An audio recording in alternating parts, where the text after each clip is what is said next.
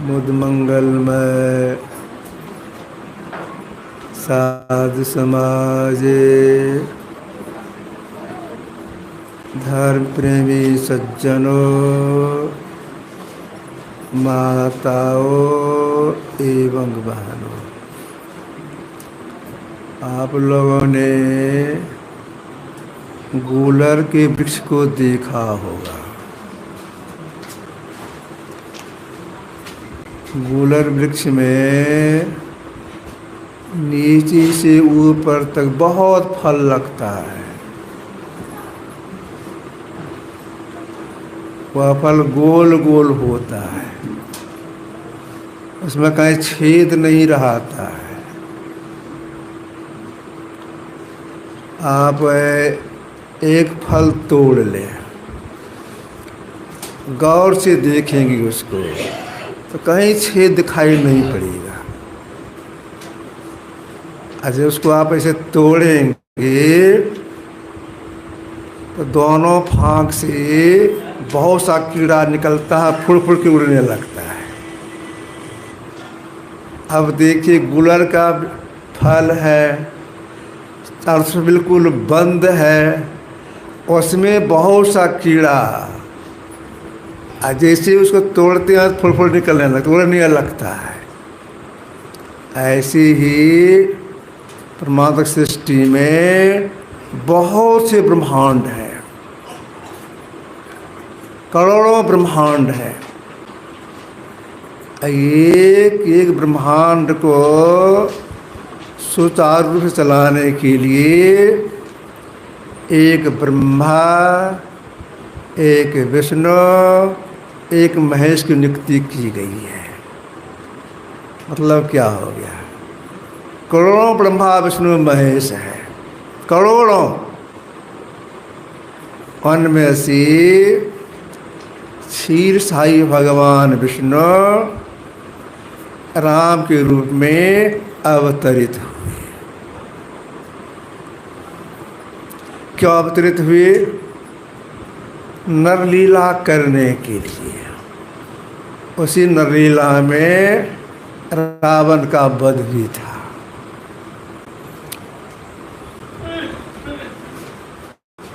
तो भगवान श्री राम अपने राजत्व काल में कभी कभी आम सभा बैठा करके, आम सभा से मतलब यह है किसी को रोक नहीं, सब आ सकते हैं। आम सभा बैठा करके अध्यात्म ज्ञान को उपदेश देती थी। अध्यात्म को उपदेश से वह संस्कार पड़ता है जिससे कि जीव का परम कल्याण हो जाता है। तो भगवान श्री राम अध्यात्म ज्ञान को उपदेश देते थे। तो देखिए, जो महापुरुष होते हैं उनका उपदेश सबके लिए और सर्वकाल के लिए होता है। ऐसा नहीं समझेंगे अपने इसमें वो उपदेश दिए, हम लोग कलयुग में हैं, उससे क्या मतलब? नहीं, ऐसी बात नहीं है।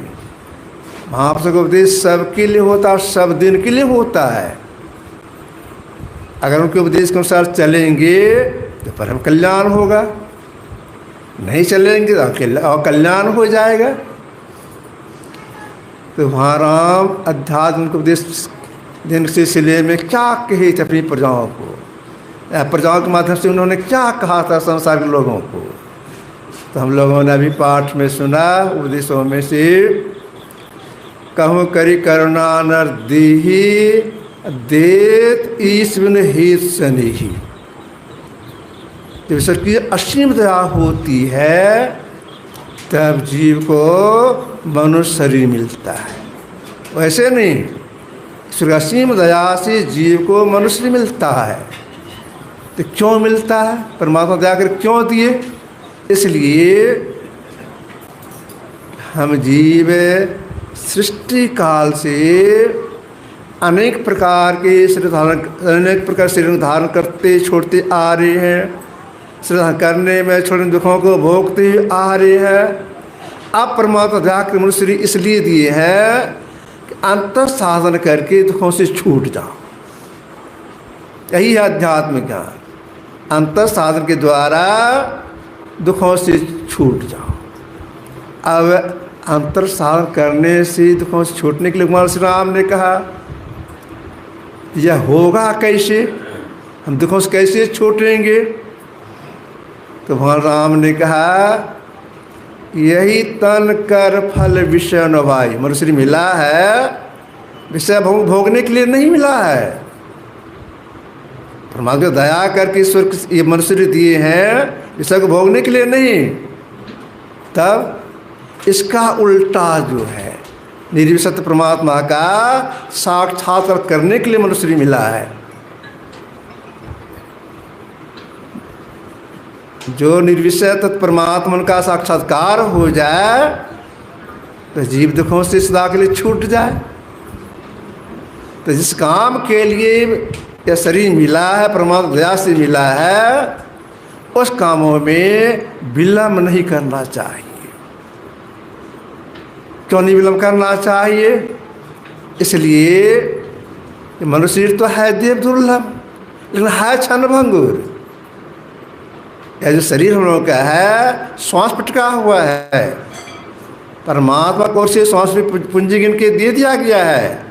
और जिस क्षण गिनती पूरी हो जाएगी हम जीव इससे निकल जाएंगे। शरीर को लोग जला देंगे, गाड़ देंगे, फेंक देंगे।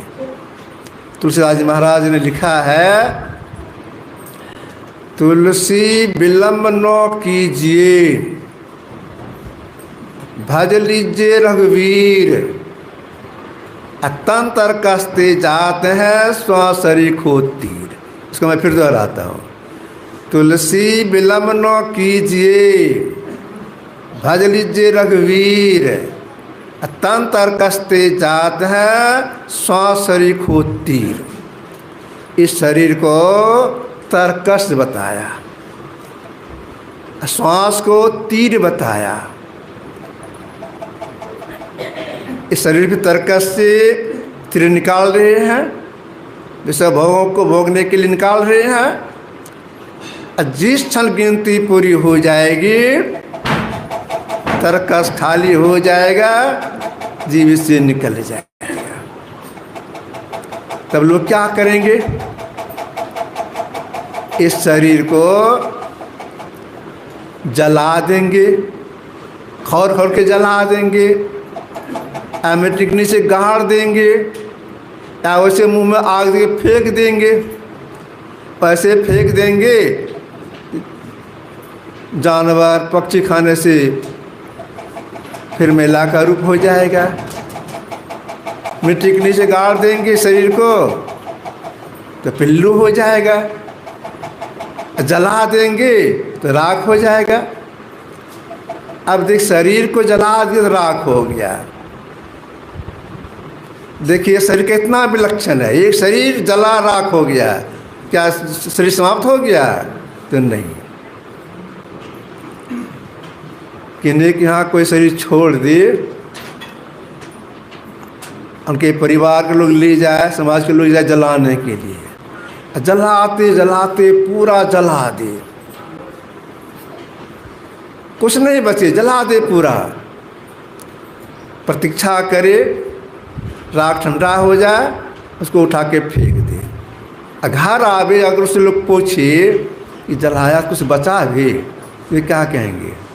नहीं भाई कुछ नहीं बचा, खौर खौर के जलाया, उल्टा पुल्टा जलाया, सब जल गया, कुछ नहीं बचा।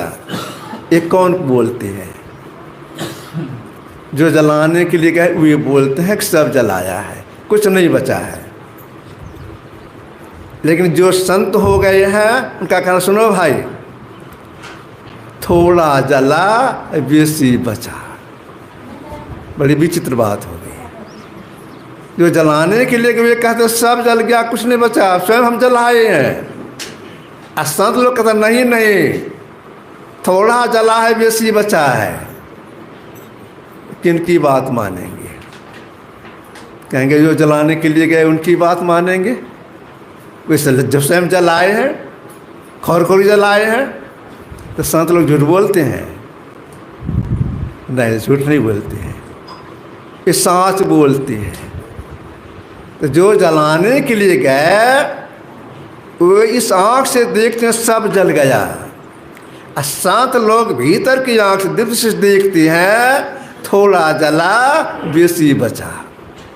तो क्या थोड़ा जला, क्या बेसी बचा? तो देखिए शरीर कितना विलक्षण है। मिट्टी, पानी, अग्नि, हवा, आकाश से जो निर्मित शरीर है इसको बोलते हैं स्थूल शरीर।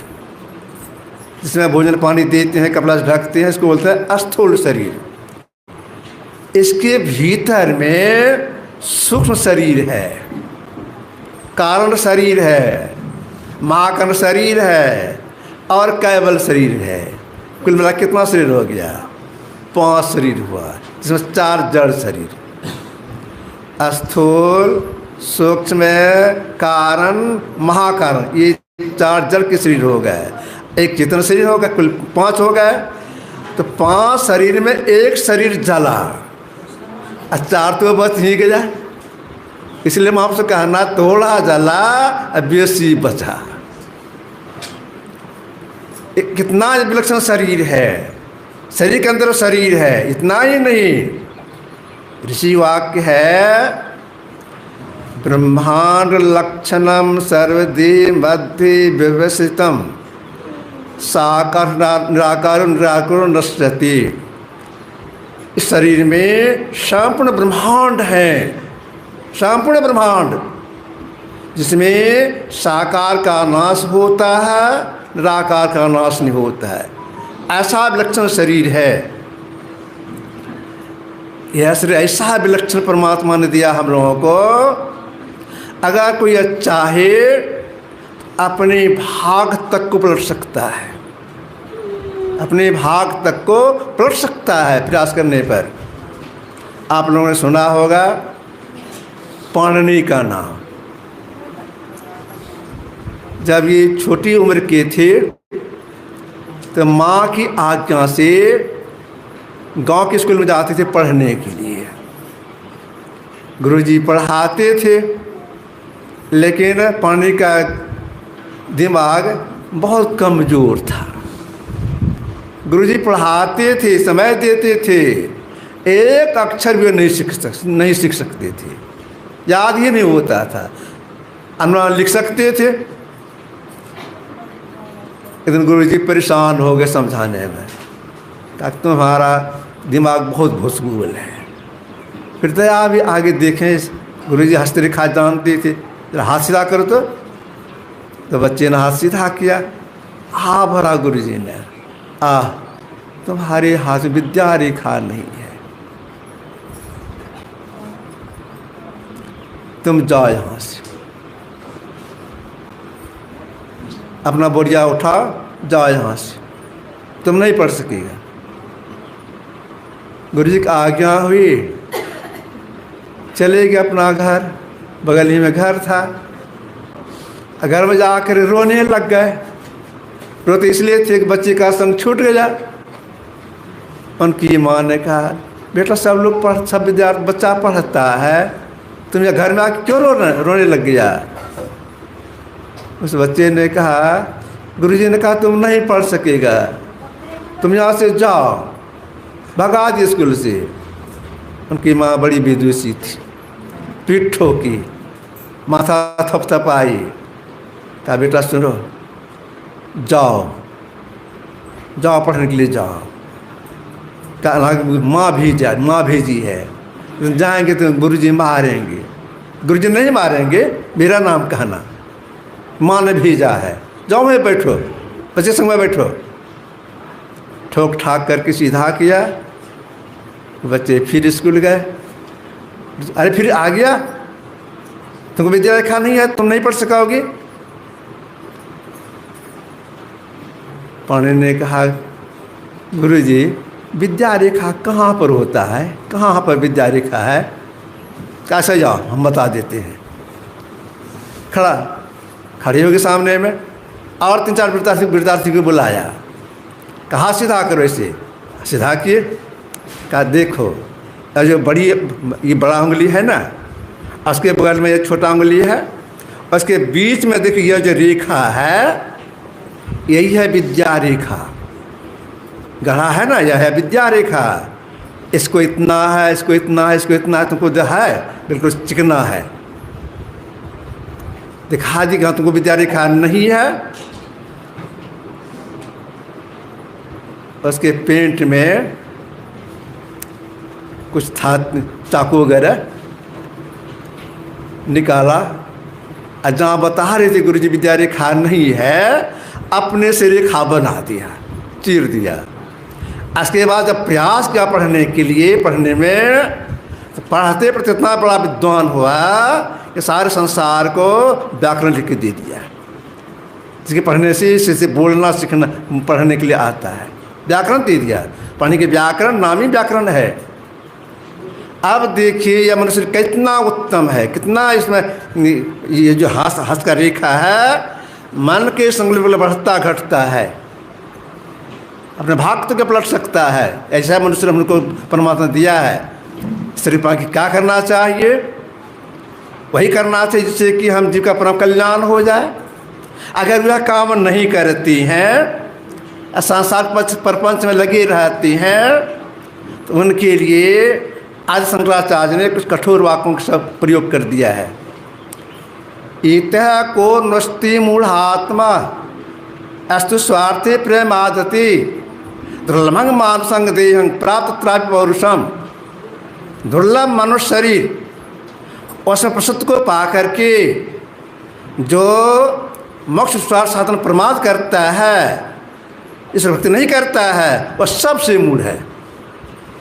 मूढ़ कहा गया, मनुष्य मिला है, ऐसा भक्ति नहीं करते हैं, प्रपंच में लगे रहते हैं, उनके लिए शंकराचार्य को मूढ़ है, बेवकूफ है।